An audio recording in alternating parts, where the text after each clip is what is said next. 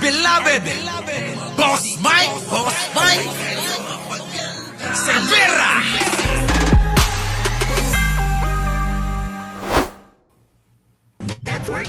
Lahat ng senador noong 2025 nag-avail daw ng leadership fund ayon kay dating DPWH Secretary Manuel Bunoan. Kasama natin sa balitang yan si Rajuman Chelsea Arcilia. Inibunyag ni dating DPWH Secretary Manuel Bunoan sa pagdinig ng Sandigan Bayan 3rd Division ngayong Miyerkules na nagsumiti sa kanya si dating DPWH Undersecretary Roberto Bernardo ng listahan ng proposed infrastructure projects ni Senator Bongo at Robin Padilla para makapag-avail ng leadership fund noong 2025. Kita nyo mga kababayan, noong nakaraang taon, mga kababayan, ay nag-avail po itong mga ito, nabanggit na mga pangalan, itong mga hinampil, lalong-lalo na itong bida-bida na si Robin Padilla.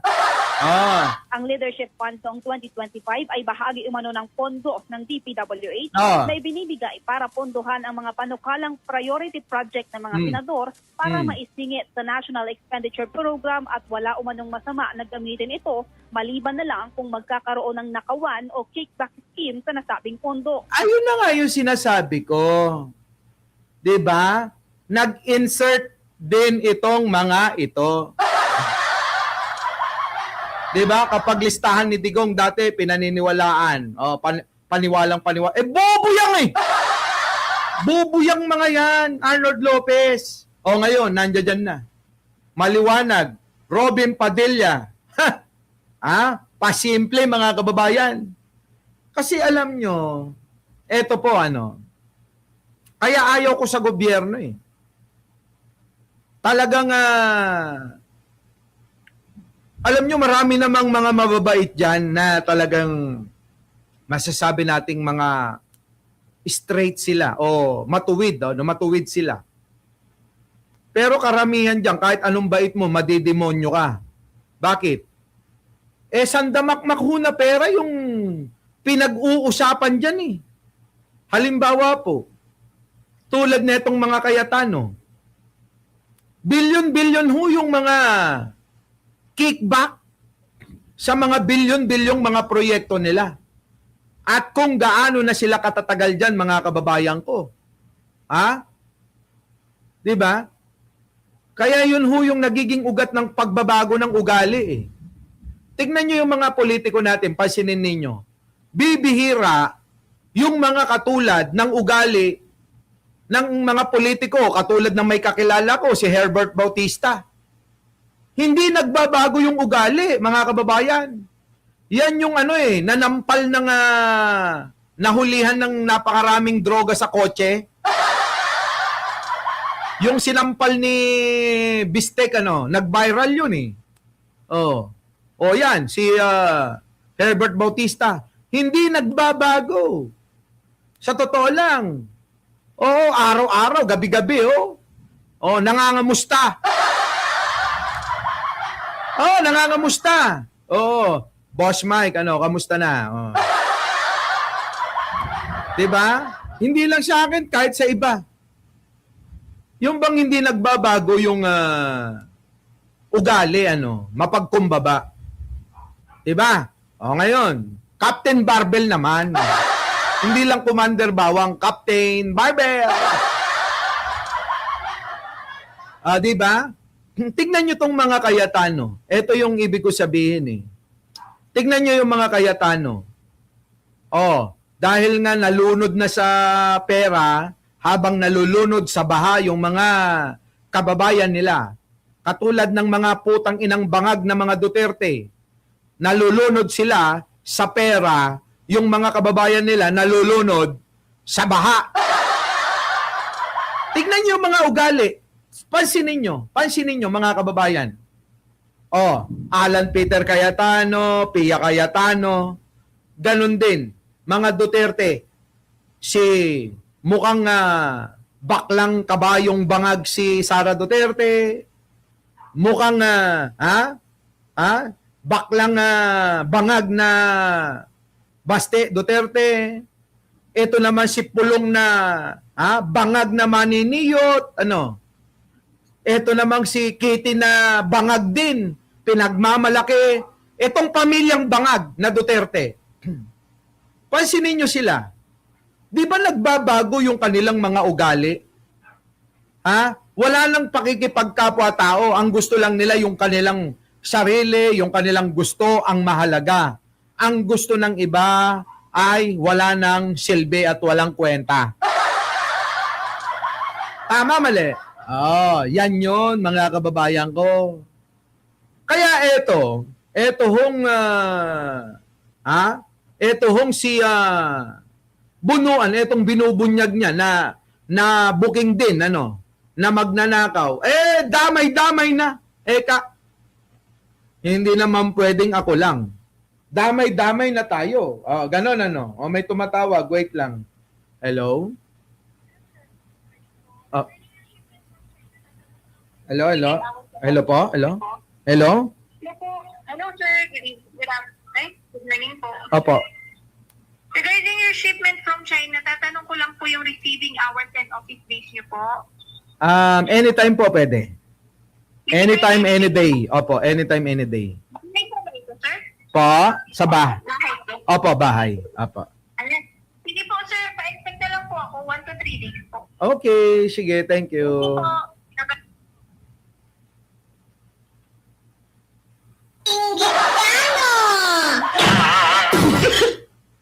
Di ba? Ubos na naman yung mga paninda namin ni Jen Angeles eh. Darating na naman yung bagong epekto sa Alicia Duran after 3 days. Di ba, mga kababayan, sabi ko sa inyo, nagbablog ako. Nagbablog ako, nagtatrabaho ako. Mel G. Bronze, di ba? Ganun ako, mga kababayan, ito. Subscribe here. New subscriber here, please like and share. Road to 400. Nako! Konting kembot na lang yan. Tuloy! Nakakatanggap ng 500 million pesos na minimum ang mga senador, habang 1 billion pesos naman ang para sa mga chairperson ng major committee. Basta, meron akong regalo sa inyong lahat. Ano ko ba sasabihin nito? Eto makinig kayo. May regalo ako sa inyong lahat. Sobrang mahal. Sobrang mahal nito. Binili ko na. Abangan nyo, mga kababayan, tong napakamahal. Binili ko na para sa inyo. Binili ko ito para sa inyo. Abangan nyo. Tuloy. Huwag nyo ipagsasabi sa iba, baka magawang kayo. Gaya ng Public Works at Finance base sa judicial affidavit ni Bunuan. Ayon kay Bunuan, walang formal na proseso at wala rin umanong letter request na kailangang isumite sa pag-avail ng leadership fund. Ang kailangan lang umano ay listahan sa kahit anong format ng mga priority projects ng mga senador na mag-a-avail ng leadership fund. Dagdag pa rito, wala rin umanong senador na direktang lumapit kay Bunuan para mag-avail ng leadership fund, kung kaya nalalaman lang umano ni Bunuan kung sino ang proponent kapag nagpapakilala na ang courier o yung... Kita nyo, sila pa pala yung lumalapit, mga kababayan, ang kakapal ng mga mukha talaga, no? Hindi yon nilaan sa kanila.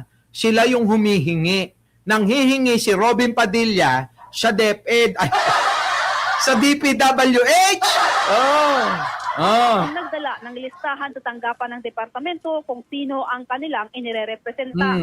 Maliban dito, lahat din umano ng senador noong 2025 ay nakapag-avail ng leadership fund, habang si dating Senador Bong Revilla naman, na dating chairman ng Senate Committee on Public Works, ay nakakuha ng 1 billion pesos na leadership fund noong 2025. Bilyon-bilyon, mga kababayan, yung kinuha nila. Kasama mo sa DZX. Grabe, no? Ilan yun? Ito kung sino ang kanilang inirerepresenta. Maliban dito, lahat din umano ng senador noong 2025. Lahat ng senador noong 2025! Sabi ni PBBM, Jaguar ba? Wala! Pamalengke lang yun eh. Ano ka ba? Mas mahalaga pa sa Jaguar, oh. ay nakapag-avail ng leadership fund, Ah. habang si dating Senador Bong Revilla naman, Ah. na dating chairman ng Senate Committee on Public Works, ay nakakuha ng 1 billion pesos na Grabe si Bong Revilla, no? 1 billion, ano? Ano kayang gagawin nila sa napakaraming pera, no, mga kababayan? Ano ang gagawin nila sa napakaraming pera? leadership fund noong 2025. Hmm. Kasama mo sa DZXL. Yan, mga kababayan ko, ha? Nakita nyo, lahat sila, etong mga hinampil na ito, etong sila, Bongo, Robin Padilla, lahat sila, mga Cayetano, mga Bilyar, aba, may mga insertion din pala. Para sa infra. Kaya naman pala sila ay galit na galit kasi ang Pangulong Bongbong ibinuking sila. Di ba? Evangeline Camilosa. Kaya pala sila galit na galit kay Pangulong Bongbong kasi binuking yung katarantaduhan nila. Binuking yung pagnanakaw nila. Hindi sila, hindi sila nakontento, mga kababayan, sa 1 bilyon, 2 bilyon. Ang mga pera o ang pera ng taong bayan ay pinaghahati-hatian ng mga politikong mga putang inang yan.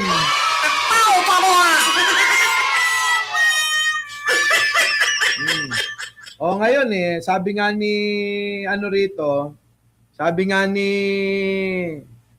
ni Arnold Lopez, nagpapaliwanag si Bongko about yan. Pero hindi naman daw tinanggi. Nililihis niya lang yung usapan. Mahirap daw mag-react sa paratang ni Bunuan, sagot ng guilty. Diba? Mga kababayan ko, kita nyo? Kaya nga mga kababayan, ang pera ng taong bayan, nandiyan dyan lang sa mga putang inang mga politiko na yan. Hanap kayo ng hanap ng pera ng taong bayan.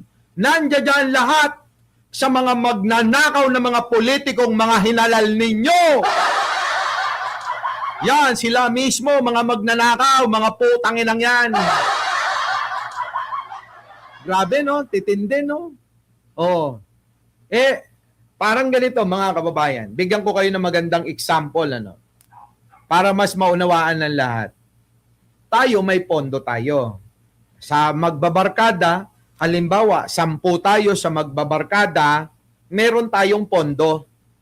Yung pondo natin, halimbawa, nakalikom tayo ng 1,000. 1,000. Yan yung pondo natin para sa 10. Ang nangyari ngayon, naghalal tayo ng mamumuno sa 10. Merong siya yung leader at meron pong isang treasurer o secretary, gano'n. Ngayon, mga kababayan, sila yung naghawak ng pera. Yung pong secretary natin at saka yung president o leader natin, silang dalawa. Ngayon, yung dalawa, nag-usap. Yung 1,000, mga kababayan, bibili sila ng makakain kasi para sa makakain yon. Kasi pang-outing, Kakungin nila yung kalahati, yung 500. So, ang budget nyo na lang para sa 10 ay 500 na lang ang natira kasi kinatkong na nila Pinaghatian na yung 500. Ngayon, mga kababayan ko, hindi na nag-ambag, kumita pa. Ngayon, mga kababayan, nung hinanda na, bitin-bitin na Hindi na magkasya yung budget, yung pondo para sa 10. Kasi, kinalahati nilang nakaw Siyempre, mabibitin ngayon, kakapusin, magugutom yung iba. Yung iba dyan dahil nasa pagkainan na yung pagkain, baka, hindi pa ako busog parang mga politiko, Hindi pa ako busog, kakain pa ako hanggang leg dapat. Hanggang leg, 3 pa lang yung nakakain. Yung 7, mga kababayan, hindi pa nakakakain. Ngayon, bakit wala ng pagkain? Nagbigay naman kami ng ambag. Parang tayo, nagbigay tayo ng contribution. Nagbabayad tayo ng tax. Pero walang umaabot sa atin na pabalik. Kaya nagre-reklamo ang marami nating kababayan. Walang bumabalik na na serbisyo doon sa mga binabayad nating tax. Bakit? Kasi putang ina, lahat ng mga, yung mga leader natin, ganun sa hinalal natin na mamuno sa grupo natin. Kinatkong nila yung pondo. Di wala talagang mapupunta sa iba. At yung mga matatakaw na iba dyan na nakaabang lagi kung ano yung mga pakikinabangan nila kung paano yung kabusugan nila. Bahala sila sa mga kasama. Wala silang pakialam, basta mabusog lang sila. Walang natitira. Nakuha nyo mga kababayan ko, ganun sa politika, ganun sa gobyerno. Dinudugas ng marami na mga politiko yung pera para sa mga kababayan natin, para sa atin sana. 'Di ba? Kaya ang pangit hindi pag ako talaga naasar, patatakbo na akong presidente. Tao pa mo ha!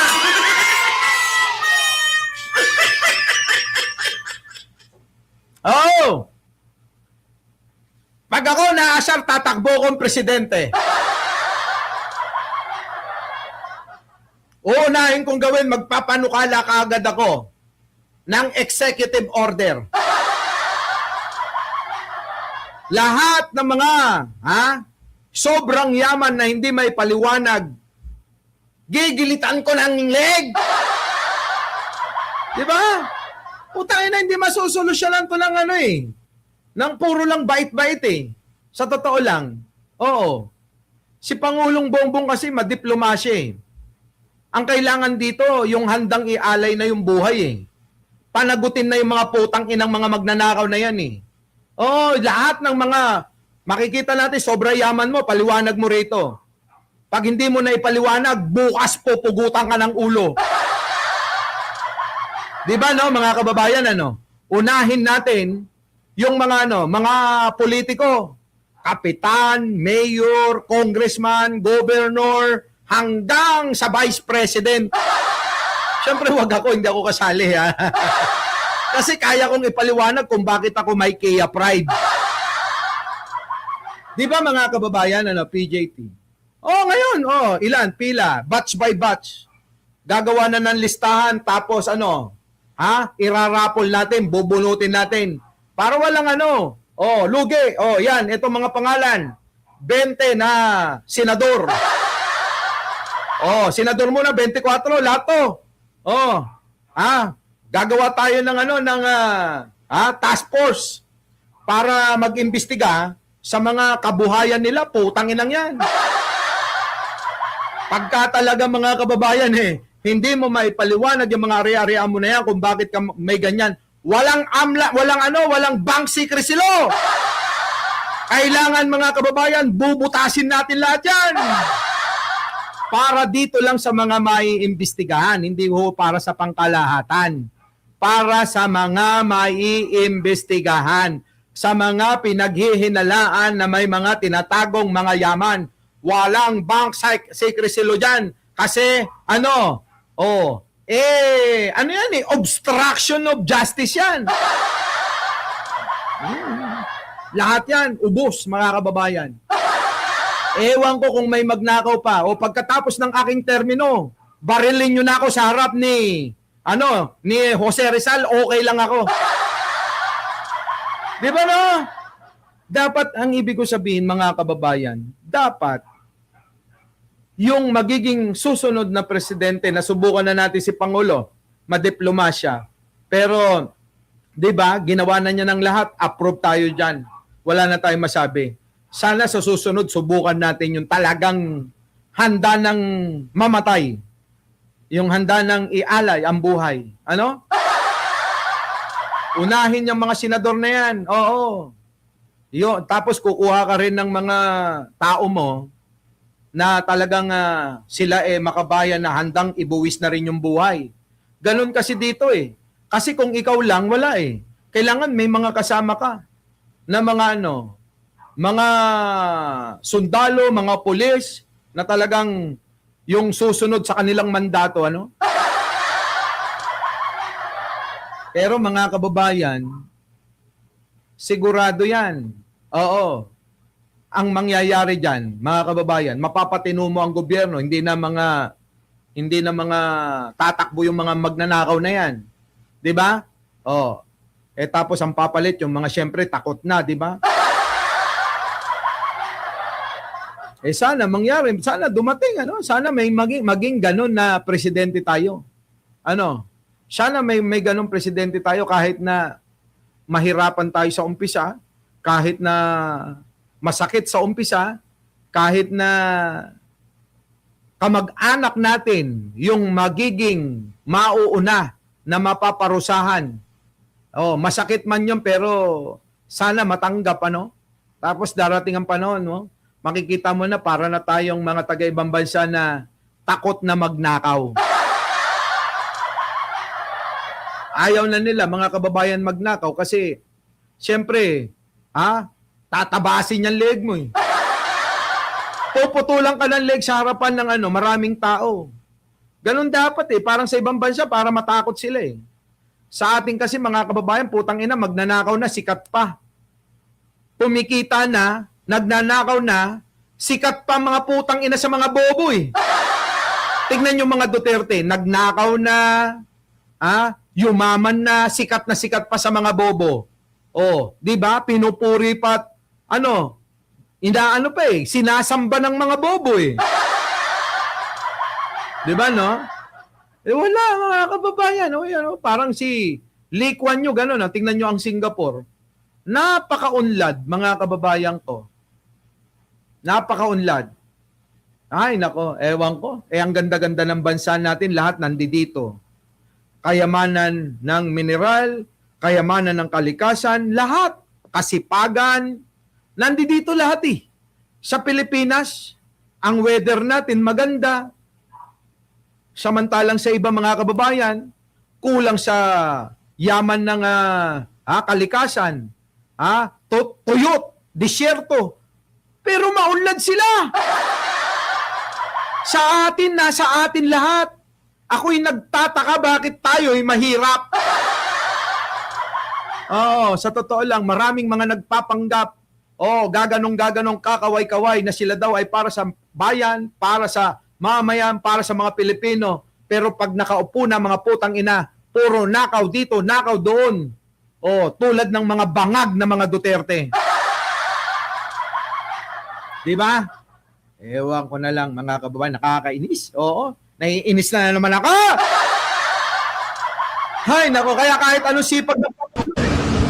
Ayan, kahit anong sipag ng Pangulo, mga kababayan, nagiging kulang kasi nga mga kababayan, dito sa mga politiko, nakatulad nila Robin Padilla, nila Pia Cayetano, nila Alan Cayetano, itong mga Bongo, yan, yung mga hinampil. Kahit anong sipag ng Pangulo, kahit anong bait ng Pangulo, kahit na hindi yun na nagpapahinga ang Pangulo, trabaho pa rin ng trabaho. Para gayahin sana ng mga hinampil na mga putang inang mga magnanakaw na yan. Hindi ho eh. Ang iniisip nila kung paano yung makukulimbat nila eh. Ang Pangulo, iniisip niya araw-araw kung paano yung ibibigay na serbisyo sa taong bayan. Pero yung mga bangag na Duterte, iniisip kung paano pa rin agawin ang kapangyarihan. Diba, sabi ni Elasyon, hanga ako sa'yo sa topic, ayop ka, lagi kang ganyan. Diba? Alam nyo, nako,